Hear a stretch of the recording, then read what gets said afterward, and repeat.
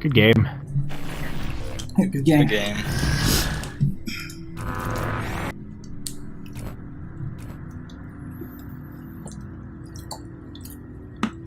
Okay, so I'll start with Kraken first. So interesting. You had a weird start. So you started to sneak, and you kind of did this like U shape, and then you went loud. And I feel that wasn't a great play, just because you basically lost time trying to be sneaky, and then you made loud footprints anyway that they would have seen in most trail hunting as the monster, and so I think that kind of had like an awkward area because like right off the bat they kind of saw the footprints and knew your general direction even before the birds happened. So it was an interesting start, but you were really good about focusing as Kraken, doing a really good job of poking and prodding, and then knowing exactly when to put a pressure and when to get the down. A couple of I feel like that first dome, there was a large pillar in the middle, and I feel like that should have been like a good base of operations for you. Throwing stasis grenades around that and putting bucket turrets there, that would have blocked line of sight from the Kraken, and then he would have been forced to deal with the turrets or just people shooting him from a distance. The biggest thing against Kraken is, again, he's all about line of sight.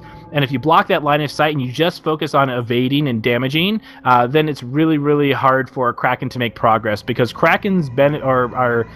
is probably the strongest monster on punishing aggressive hunters, probably more so than anyone else. Maybe Behemoth is a close second, but I feel like Kraken's really, really good about doing that. And so I feel like you were out of position a couple of times. When you were stage 2 and there was that dome around that cave area, Task, did that dome prevent you from going through the caves? I wasn't too sure about that because I didn't see. Yeah, and then I dropped down because I thought they said the bucket was coming backwards for a cloak. Fair enough. Because I felt like you were all by yourself, and I was like, oh crap. But then the monster engaged the other three. I'm like, okay, so it'll go through. But I didn't know if that dome actually cut off the cave entrance to let you get to your teammates or not.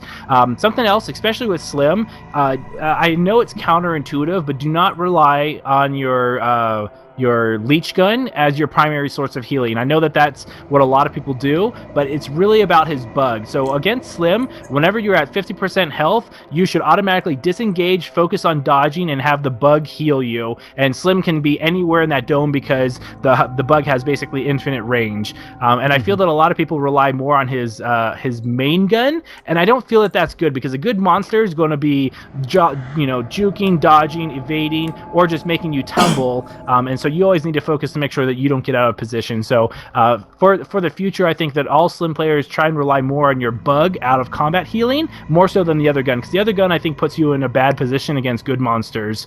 But other than that, Torvald, you were doing really good. You put a lot of pressure on him. When you were the last man standing, you were doing a ton of damage. I was like, yes. So really, really, really good job for that. But I feel like just a few more places.